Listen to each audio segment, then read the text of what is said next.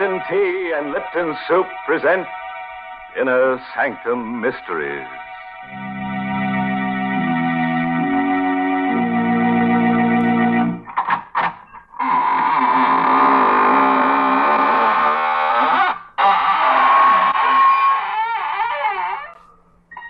Good evening, friends.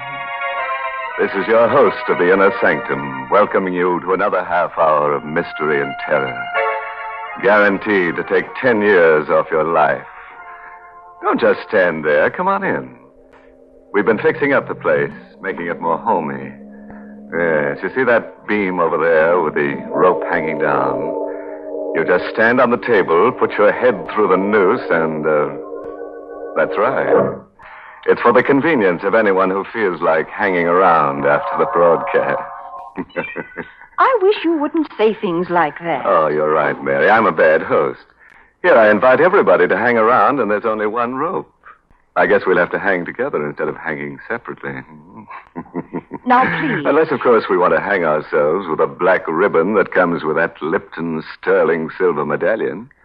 We've got plenty of them, haven't we, Mary? Well, I don't know.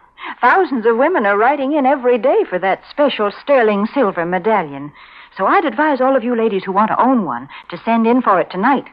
Yes, they're going mighty fast, because this medallion is made of solid sterling silver, and it's decorated with the Chinese symbol for good luck. The medallion is just the right size, too, about 1 inch in diameter. You can wear it as a necklace or a choker because it's hung on a narrow black rayon satin ribbon. Or if you wish, you can simply add it to your charm bracelet. And here's how you get this handsome medallion. Listen, just send 25 cents and the box top from a package of Lipton's, the tea with the brisk flavor, to Lipton Tea, Box 92. That's Box 92, New York City. All right, Mary. I'll write down the address on the cuff of my shroud. And now, friends, tell me, do you like holidays? Well, you won't after you hear tonight's story. It's called Dead Man's Holiday. And it's an original radio play by that cryptic mystic, Robert Sloane. Yes, and our star tonight is Myron McCormick, who plays the role of Eric. Not far from the waterfront, in a gloomy shack where death hovers near, a man stirs uneasily on a blood-stained cot. As he struggles for the last breaths of life, his tortured mind forces words to his lips. They don't have to tell me. I know I can't live more than a little while longer. And I don't want to live. I want this nightmare to end, as it should have ended long before that day I was hurt on the train. I remember it so clearly. Sitting in the coach, looking out the window, and then suddenly the train shuddered to a violent stop. The jolt lifted me clear out of my seat and threw me against the glass window, which broke as I hit it. For a moment, I was stunned. But in the back of my mind, I could hear the conductor quieting the passage. All right, please, it's all right, I tell you. Nothing serious has happened. We struck an empty car on the grade crossing. The engineer had a jam on the brakes. Is there anybody hurt? Anybody need a doctor around here? Are you all The right? conductor was coming down the aisle, questioning passengers, looking them over. My head was clear now. And immediately I thought of my wife, in the seat next to mine. I turned to see if she'd been injured. But there, in the seat which she had occupied, was a man I'd never seen before. He spoke to me. You all right? Oh, yes, I was shaken up a bit, but I'm all right now. You've got a nasty cut on your lip. All right. I guess it was the glass. Will you excuse me, please? What's the matter? My wife. I'm looking for my wife. She was sitting right next to me. Eleanor? Eleanor, where are you? What's wrong, sir? My wife. She's gone, conductor. She's gone. All right, no. Don't get excited. She was sitting right next to me, right where this man is sitting now. You must be mistaken. What? There wasn't any woman sitting next to you. What are you trying to tell me? My wife was sitting in that seat. All right, sir. If she's on the train, we'll find her. Well, in the meantime, you'd better come with me and have that lip of yours attended. Not until I find out what's happened. Nothing's happened, mister. You're just a little dazed, that's all. Your wife isn't on this train. That's a lie. Why would I want to lie to you? I don't know what your reason is, but you're trying to hide something from me. I'm willing to swear you boarded this train alone. How do you know that? Because I've been sitting next to you ever since you got on.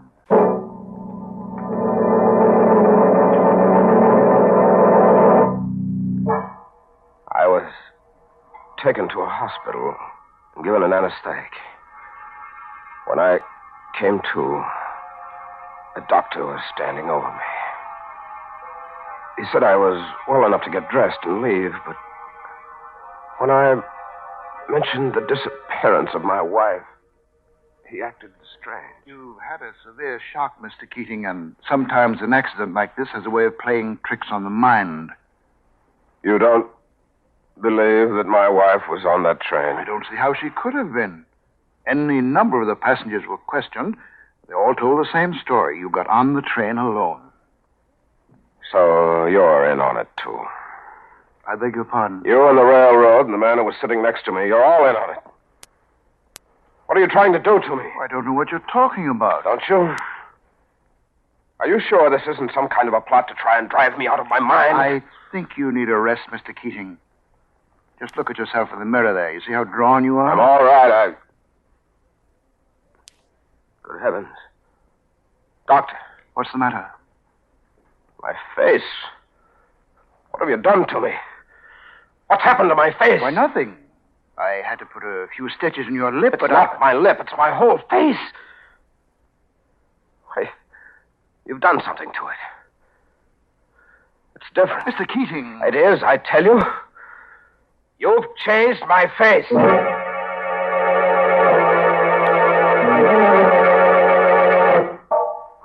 The next morning, I went straight to my house on Pine Street.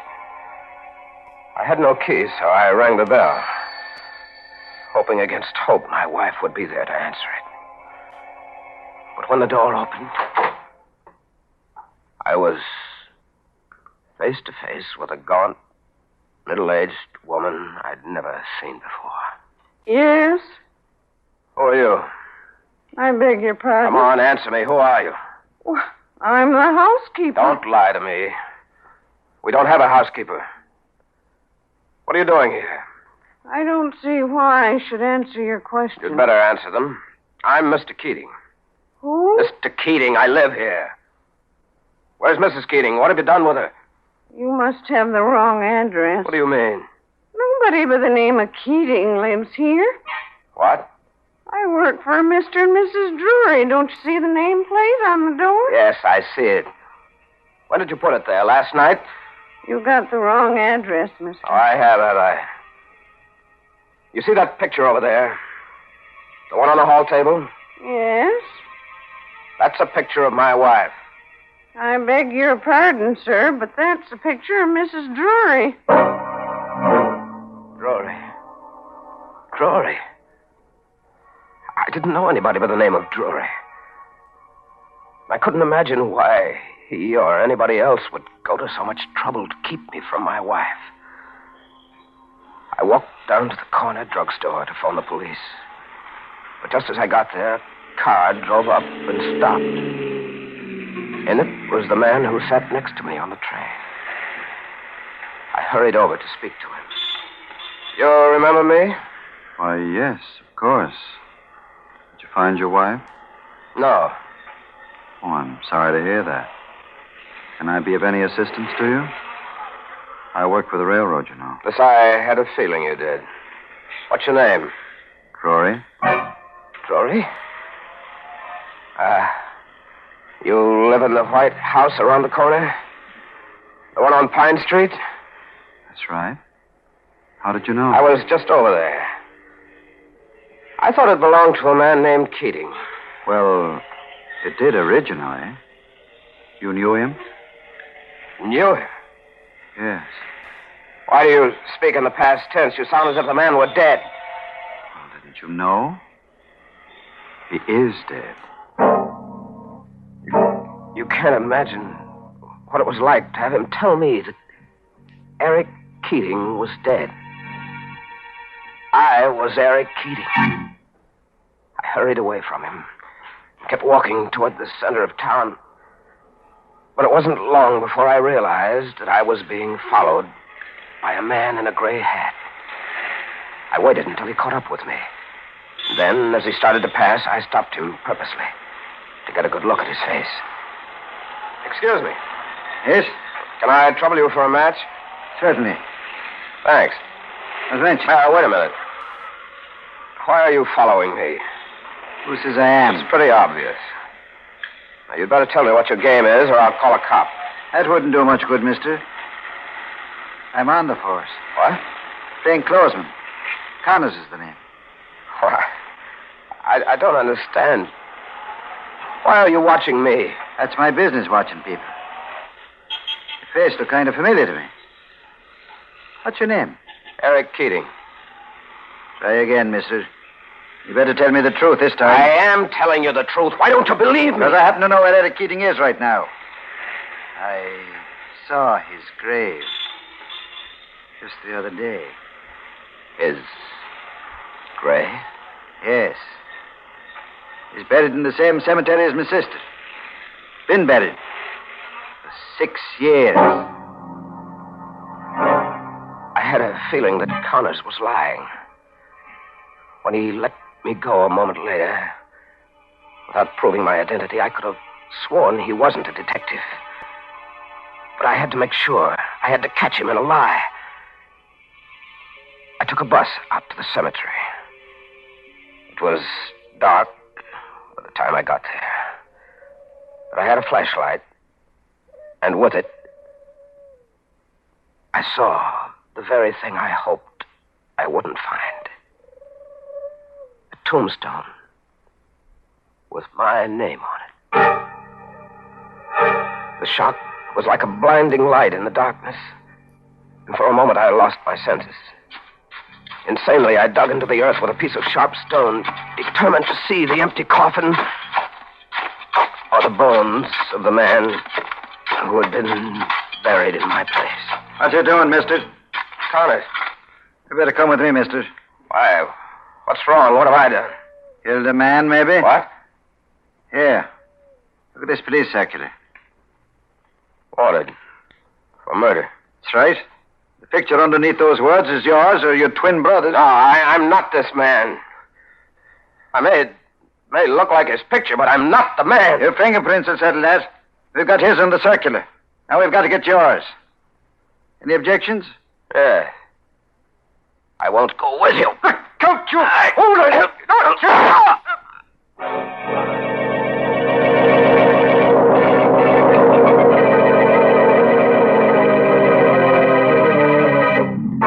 Now, there's a case of being wanted for murder, dead or alive. And this guy Keating seems to fit both conditions very well. I'd hate to see him get killed, though. It'd be like killing two birds with one stone. I'm really sorry for that poor man. He's so confused. I should say so, Mary. Imagine digging up a grave and finding yourself in it. Hmm? Well, that proves that a man can be two places at the same time. Nonsense. That's impossible. But you know, as far as killing two birds with one stone is concerned, that's easy. Any lady can do that just by sending in for the Lipton sterling silver medallion. What? Yes. You see, this sterling silver medallion is not only lovely, but it's a very useful piece of jewelry as well. It's just the thing to brighten up a simple silk dress or a dressy suit. And it can be worn as a necklace or a choker, or simply by removing the narrow black rayon satin ribbon on which it's hung, you can add it to your charm bracelet. And the medallion makes such a smart appearance. It's made of real sterling silver, and it's decorated with the Chinese characters that stand for good luck. So you might say the medallion is a Chinese good luck charm. And best of all, ladies, the Lipton people are making it easy for you to own one of these handsome medallions. All you have to do is send 25 cents and the box top from a package of Liptons, the tea with the brisk flavor, to Lipton Tea, Box 92. That's Box 92, New York City. Well, Mary, if the medallion really brings good luck, I hope our friend Eric Keating sends for one, because he's going to need it. When we left him, he was telling us how a detective named Connors was about to arrest him for murder. Eric resisted, and they struggled at the cemetery. Connors fired a shot. A bullet went through my left arm before I could reach Connors with the stone I had in my hand. I pounded it against his temple, and he dropped to the ground, unconscious. Then I ran as fast as I could, holding one arm with the other, losing blood all the time. Somehow, I got away. I was exhausted by the time I staggered into the doctor's. Well, I guess you'll be all right now, Mr. Keating. Thank you, Doctor. Tell me, how did you happen to get this wound? I was carrying a jar, and I fell. Oh, you'd better not lie to me, Mr. Keating. The bullet was still in your arm. Who shot you? I don't know his name. Well, it would help a great deal if you did. I have to report this, you know. So you'd better tell me the truth. I will in a moment, Doctor, but first I'd like to ask you a favor. What is it? Do you know anything about fingerprints? No, not a great deal. Well, you must know something. Here, take a look at the ones on the circular. Hmm? Why is the circular torn in half? Never mind about that. Just look at the fingerprints. Mm-hmm. Now, look at the ones on my hand. Yeah? Would you say they belong to the same man? Unquestionably. Of course, I'm not an expert. No, neither am I. But I can see that those are my fingerprints, all right. Somebody's done a perfect job of framing me. Either that, or I'm a murderer. Mr. Keating, suppose I just report my work to the police and let it go at that. I can't let it go at that. Don't you understand? I've been framed every possible way. And if I let it go, I'll be sent to the chair. No, not if you're innocent. I can't take the chance. Well, I'm very much afraid you'll have to. I reached for the paperweight on his desk. I crept a little closer. And then... Keating, put that down! You fool! I struck him hard on the side of the head. His body dropped to the floor, and I bent over him. My heart was pounding against my chest. Something in the back of my mind kept driving me on. A voice kept saying, "Kill him! You're a murderer! Kill him!" I don't know why, but I struck him again. And again. And again. Until his lifeless body choked out its last breath. And then I knew I was a murderer. I hurried away in the darkness, took a bus to a neighboring town. I hired a room in a boarding house. I stayed there 3 days, hiding, not going out on the street. Then, on the 4th day, the landlady paid me a visit. You'll have to get out of here. I can't take a chance of having you around anymore, killing that doctor.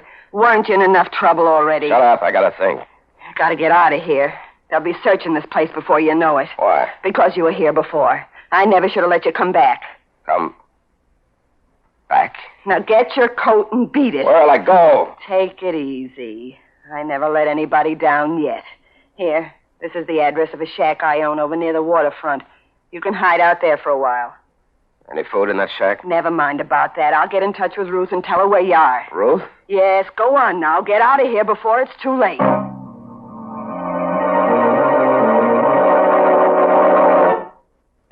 I waited in the shack for 2 days before this girl, Ruth, showed up. When she did get there, the first thing she said was... Gosh, you look terrible. Yeah, I know. I've been through a lot. Well, start working on these groceries. You must be starved. Yeah, thanks, I am. I never thought I'd see you again. Huh? Why'd you do it? I couldn't help myself. He was going to turn me over to the police. I don't mean the doctor. I mean Richie. Who? Richie? What are you looking at me like that for? I'm just trying to think. You should have done some thinking before you buried his body where you did. They found it the next day. Stop it, will you? I'm going out of my mind. What's the matter? Richie, Ruth, Drury, the landlady. When is it going to stop? Hey, take it easy. I gotta get out of here. I gotta get out of here right now. Don't be crazy. You'll get I caught. don't care. Have you got a car? Yeah, but... Come on. Let go of me. Let go. You hurt me. Come on. Where? Where do you want to go? Back to my house. I've got to find my wife. In the dark, we drove to my house on Pine Street. Ruth waited for me in the car as I sneaked into the garage and came up through the cellar entrance. The house was dark, except for a light in the study. My wife was sitting there, alone, reading a book. I tried not to frighten her. Eleanor? Eleanor? That you, George? No, dear. It's Eric. Oh, good heavens. Who are you? What are you doing here? Don't you recognize me, Eleanor? No. No, get out of this house. Get up before I scream. Darling, I've got to make you understand. I'm your husband, Eric. You're insane. Eric is dead. No. You mustn't believe what they've been telling you. It's all part of a scheme I can't understand, but they're against us, Eleanor. They're trying to keep us apart. Eric is dead. Don't say that, He darling. died 6 years ago. And you're in on it, too. You want it this way. What do you mean? You and Drury want to be together. That's why you framed me. George Drury is my husband. Is he? Yes, we've been married for 3 years. You can't get away with this, Eleanor. I won't let you have it. I tied her to a chair and gagged her so that she couldn't scream or call the police. Then I left the house and got back into the car with Ruth. We waited there about 10 minutes. And then I saw the man I'd been waiting for. George Drury. He was walking down the far side of the street on the sidewalk. And I knew he'd have to cross over to get to the house. So I started the car. What are you doing? Getting ready. He's got to cross the street. He's got to. What are you going to do? Run him over. No. Let go of me, you fool. I'm crossing now. No, Shut up. No! I'll curse you in cold blood. Where are you going? To pick up the body. Stay where you are. I'll be back in a second.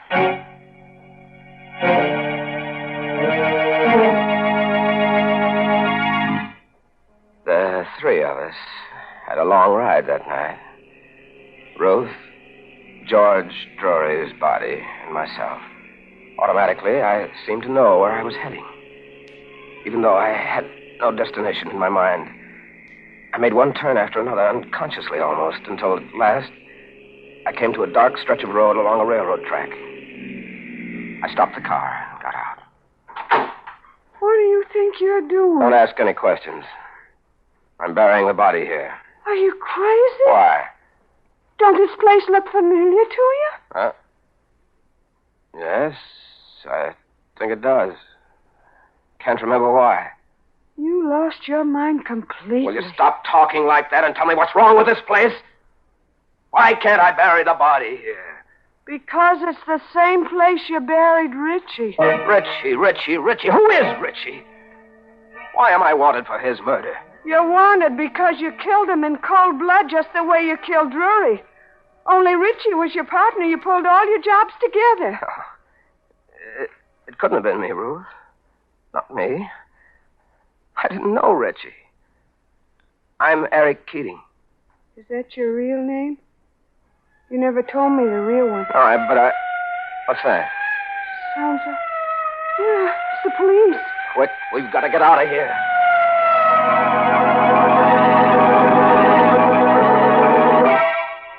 We left Drury's body near the railroad track and drove back to the hideout on the waterfront, where Ruth had met me earlier in the evening. There, I began to sew the threads of a horrible story which had been my life for the past 6 years. The first time I saw you was about 5 years ago. And I looked as I look now. Yeah, more or less. You just had a plastic surgery job done. You told me it was because your face was burned, only I didn't believe you. Yes, that was true. My face was burned, badly. How? Yes, I'm beginning to remember. A railroad accident just about 6 years ago. The car I was in caught fire. I struck my head trying to climb out of a window. You mean you lost your memory from that blow? I must have. I must have wandered away from the scene of the wreck, not knowing who I was. And you began a new life with people like Richie, huh? Yes. I began to steal. But your wife and the railroad company give you up as dead. I can understand that. There were charred bodies in that wreck, charred beyond recognition. When I didn't show up, they must have listed me as one of them and buried another man's remains in my place. I wish it had been me. Oh, Eric, that's awful. All the while you were suffering from amnesia, your wife thought you were dead. I didn't believe her when she said she'd married this fellow Drury. Oh. Funny how I sat next to him on the train that day. The jolt sent my mind back 6 years. And I thought I was Eric Keating, coming home from a trip with my wife. Who's there? Come out with your hands up, Katie. It's the police. They got this place surrounded. You better do what he says, Eric. What for? Why prolong the agony any more than I have to? Eric, Don't you better... call me Eric. Eric Keating is dead. Now let this other man die the way he should have died. Eric, don't be a fool. You can't get out that window. The cops got it covered. I know it, Ruth. I know it. It's all right. I wanted it just this way.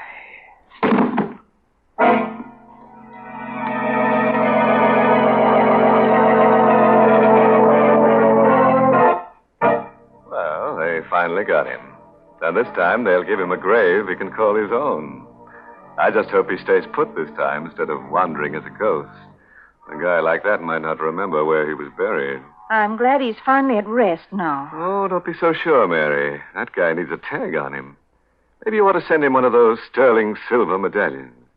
Yes, and we'll get all his aliases engraved on it, too, so the other ghosts will know who he is. Don't be silly. There aren't any ghosts. And besides, that sterling silver medallion has just one purpose. It's simply a lovely piece of jewelry that the ladies will enjoy wearing. And ladies, to get the medallion, all you have to do is send 25 cents and the box top from a package of Lipton's, the tea with the brisk flavor, to Lipton Tea, Box 92, New York City.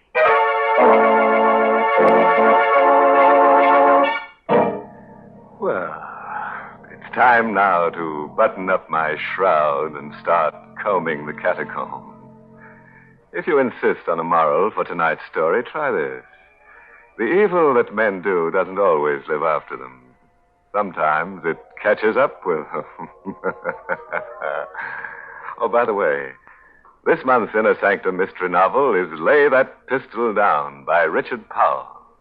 And oh, yes, next week's Inner Sanctum story, directed by Hyman Brown and brought to you by Lipton Tea and Lipton Soup.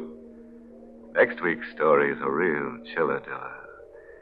It's about a man who owes a debt to society, and he tries to pay it in blood, only to discover that in so doing he has to pay a stiff price. Well, now it's time to close the squeaking door. So, good night. Pleasant dreams.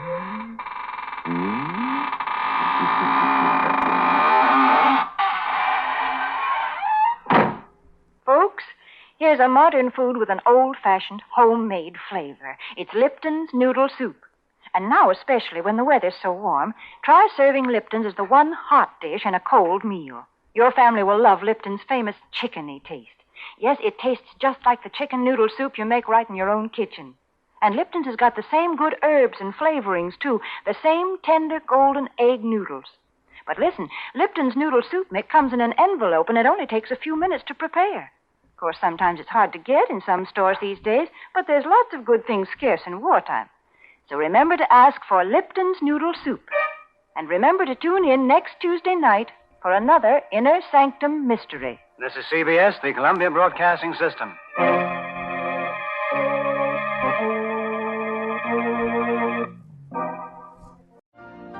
You've been listening to the OTR Gold Network. Find more classic radio at otrgold.com.